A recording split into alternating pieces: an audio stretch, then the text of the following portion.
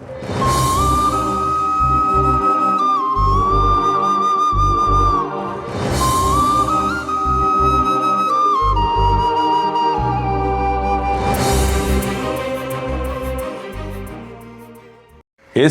పరిశుద్ధమైన నామములో everyday with Jesus అనే కార్యక్రమాన్ని వీక్షిస్తున్న మా క్రైస్తవ కుటుంబాలందరికీ మా హృదయపూర్వక ధన్యవాదాలు. ఒక లేఖన భాగాన్ని అర్థం చేసుకోవడానికి ప్రయత్నిద్దాం. అందరికీ బాగా పరిచయమే రూతు పుస్తకంలో 4 అధ్యాయాలు ఉంటాయి. రూతు గ్రంథాన్ని మనం చదువుతున్నప్పుడు మనకి 2 స్థలాలు కనబడతాయి. ఒకటి మోయాబు, రెండోది బెత్లెహేం. బెత్లెహేంలో ఎప్పుడైతే కరువు వచ్చిందో మోయాబుకు వెళ్ళిపోతారు. అక్కడ ఒక మాట ఉంటుంది, మరలా దేవుడు బెత్లెహేమును దర్శిస్తున్నాడు అని వినగానే అక్కడ విడిచిపెట్టి రూతు, నయోమి, వార్ప బయలుదేరి మరలా ఆ యొక్క బెత్లెహేంకి వచ్చేసినట్టు ఉంటుంది. ఒకసారి ఆ భాగాన్ని నేను చదువుతాను. ఈరోజు మనం ఉదయకాల సమయంలో ఆ మాటను ఒప్పుకోవడానికి ఇష్టపడదాం. రూతు 1వ అధ్యాయము మొదటి ఆ యొక్క వచనం నుంచి మనం చదువుకెళ్తే 6వ వచనాన్ని ప్రత్యేకంగా ధ్యానం చేద్దాం.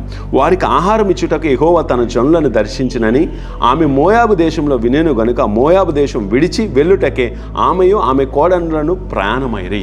ఈరోజు మోయాబులో ఉంది. మోయాబ్ అనే మాటకి MOAB అంటే మదర్ ఆఫ్ ఆల్ బ్లాస్ట్, నాశనం అనే ప్రాంతంలో ఉంది. కానీ దేవుని మాట వినగానే ఆ ప్రాంతాన్ని విడిచిపెట్టి వచ్చేసిందట. ఇక్కడ నేను ఒక మాట చెప్తాను, జాగ్రత్త అర్థం చేసుకుందాం. ఈ ఉదయకాల సమయంలో దేవుని మాట వినగానే నీ అవిశ్వాసాన్ని విడిచిపెట్టే, నీ అంధకారాన్ని విడిచిపెట్టే, నీ పాపాన్ని విడిచిపెట్టే, నీ వ్యతిరేకను విడిచిపెట్టే, దేవునికి ఇష్టం లేనివన్నీ విడిచిపెట్టి దేవుడు దీవిస్తాడని నమ్మి రాగలిగితే చూడండి, రూతుని ఎంతగా దీవించాడు. రూత్ ఒక మాట అంటది తన అత్తగారైన నయోమితో, నీ జనమే నా జనము, నీ ప్రజలే. ఆ మాట పట్టుకుని ఉండిపోబట్టే రూతు తరం నుంచి యేసుప్రభు రావడం జరిగింది. ఈరోజు నువ్వు ఎవరైనప్పటికీ కూడా ఉదయకాల సమయంలో మరలా చెప్తున్నాను, వినగానే విడిచిపెట్టి ప్రభు వైపు వచ్చే, అవిశ్వాసాన్ని విడిచిపెట్టే, లోకాన్ని విడిచిపెట్టే, లోక ఆశలను విడిచిపెట్టే, లోక తలంపులను విడిచిపెట్టే, లేకపోతే అవిధేయతను విడిచిపెట్టే. విన్నావు, నేను వాక్యానుసారంగా బ్రతికితే దేవుడు దీవిస్తాడని వినగానే నువ్వు, నీ భర్త, నీ కుటుంబము ఎవరు ఎలా ఉన్నా కానీ దేవుని కోసం బ్రతకగలిగితే చెప్తున్నాను, దేవుడు నిన్ను, నీ కుటుంబాన్ని దీవిస్తాడు. ప్రియులారా, ఈ ఉదయకాల సమయంలో నమ్ము.